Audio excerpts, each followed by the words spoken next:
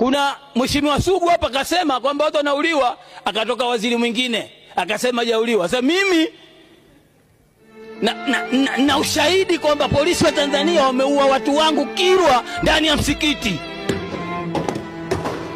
Na yule mheshimiwa waziri wa mambo ya ndani alisema kwamba kama kuna ushahidi atoe. Mimi ushahidi nao kwamba polisi wa Jamhuri ya Muungano wa Tanzania walimuua Ismail Bweta katika msikiti Chumo.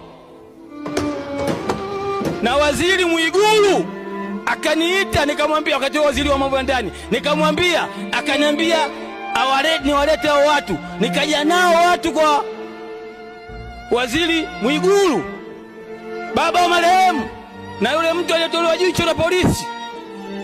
Mwigulu alipopewa taarifa akasema jambo hili zito, umpeleke kwa waziri mkuu. Namwambia tu mheshimiwa anasema kwamba watu polisi hajaua watu. Waziri mkuu nikawapeleka wale watu, wakamwambia waziri mkuu kidogo walia, akasema kweli serikali imefanya kosa.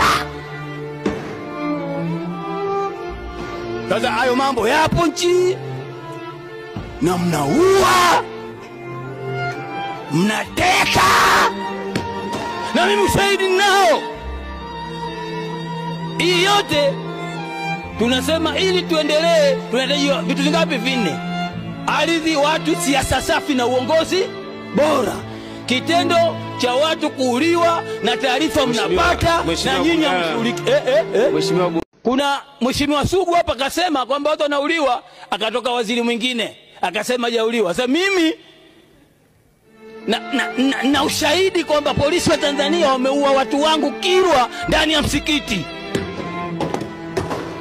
Na yule mheshimiwa waziri wa mambo ya ndani alisema kwamba kama kuna ushahidi atoe. Mimi ushahidi nao kwamba polisi wa Jamhuri ya Muungano wa Tanzania walimuua Ismail Bweta katika msikiti Chumo. Na waziri Mwigulu akaniita, nikamwambia, wakati waziri wa mambo ya ndani, nikamwambia, akaniambia niwalete hao watu. Nikaja nao watu kwa waziri Mwigulu, baba wa marehemu, na yule mtu aliyetolewa jicho na polisi. Mwigulu alipopewa taarifa akasema jambo hili zito, umpeleke kwa waziri mkuu. Namwambia tu mheshimiwa anasema kwamba watu polisi hajaua watu. Waziri mkuu nikawapeleka wale watu, wakamwambia waziri mkuu kidogo walia, akasema kweli serikali imefanya kosa.